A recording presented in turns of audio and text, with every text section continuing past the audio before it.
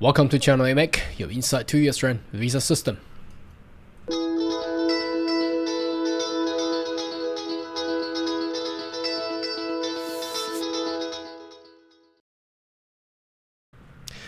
Good day everyone, my name is Carl Yang, your online YouTube visa consultant. Are you interested about migrating to Australia? Why don't you consider to subscribe to my channel and turn a little bit on the side. So once we have all the updates and news, you'll be the first one of getting all the insight. Now, today's video, we would like to share with you the information and the news that came out from the Department of Immigration Home Affairs. Obviously, the Minister of Immigration, Alex Hawke, had announced relaxation, not for leisure but for citizenship applications. So what does it do? And from what I can see, the scope is that the Australian government as itself is looking a way to actually open up and have more relaxed regulation and law required for the potential skilled migrants. Let's have a look the news and also look at the actual publication of media, and you will know what I meant. All right, so the news came out from SBS.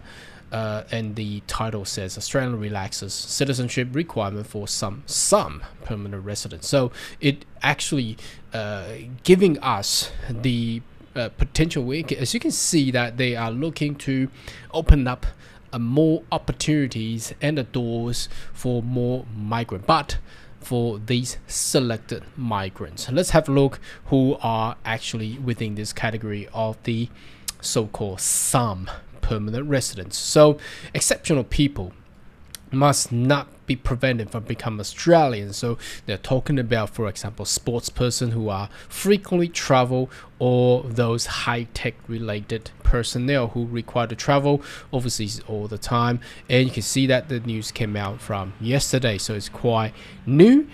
So the Immigration Minister Alex Hawke announced additional flexibility granting citizenship for talent visa holders and athletes. So who are these talent visa holders? Let's have a look. The flexibility will also apply for ship crew, senior business people. So obviously people who are a CEO, boss, research scientists, and distinguished artists who are frequently travelers. So as we can see there, the special resident requirement reduced numbers of days apply to past, present, and future distinguished talent stream visa holders, and that will include the GTI people. So such applicant will have to live in country at least 480 days instead of 3 years. So 480 days, that's about 1.5 years, I believe. Okay, yeah, one and a half a year or less, I believe. So if we cut down 365 days, that will also about 3 to 4 months. So 1 year and 3 to 4 months, not even 1.5 years. So it's actually very good. That means as long as you've been in Australia for a year, 480 days within that 5 years, within that range of 3 years, you'll be able to switch yourself into a with a passport and become citizenship of Australia. So Minister Hawke said that Australian citizenship is a rare privilege. The unique work and travel demand some of the most highly distinguished prospective Australians should not preclude making the cuts. That's why the minister himself, I have directed the Department of Home Affairs to apply greater flexibility, so that will actually be more attractive for a lot of GTI clients and for a lot of high yield business profile person who are at the higher rank. And generally these people will come in perhaps in a business visa or a GTI category visa, or athlete. Now, athlete is also counted as the distinguished talent people. Exceptional people will not prevented become Australian because of unique demand. And let's read on special resident requirement, which we had just talked about, 480 days instead of 3 years. So previously, you were required to continuously living 3 years and plus 1 more year of permanent residency. it should be within 4 years. You need to live there for 3 years.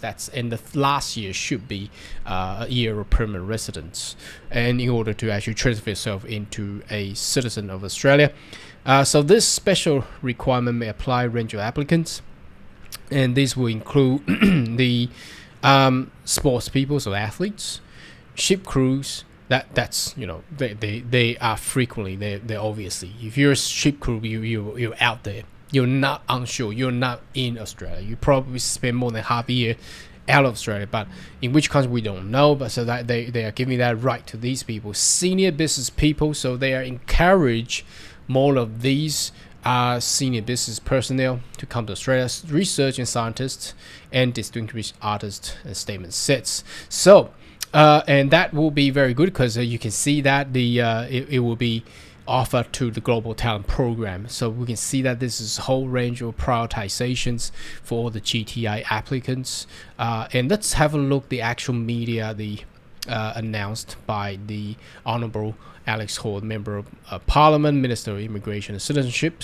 So the media release was, interestingly, it was 14th of September. And no one actually talked about this until yesterday with the news publication there. Anyway, increased flexibility. So today, government has announced a change to streamlined pathway to citizenship.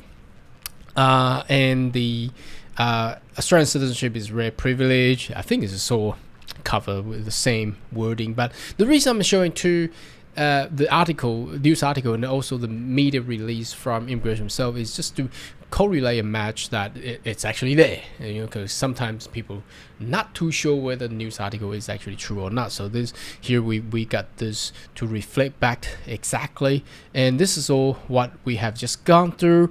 Exceptional people that include all the GTI applicants. Under the current arrangements, applicant or citizen must meet the general resident requirement, which provide them to live in Australia valid for the past 4 years. That's what I just explained, and where absence no more than 12 months, so 3 years within that 4 years, and the last year has to be a permanent residence so they must be permanent resident. That's what I just explained.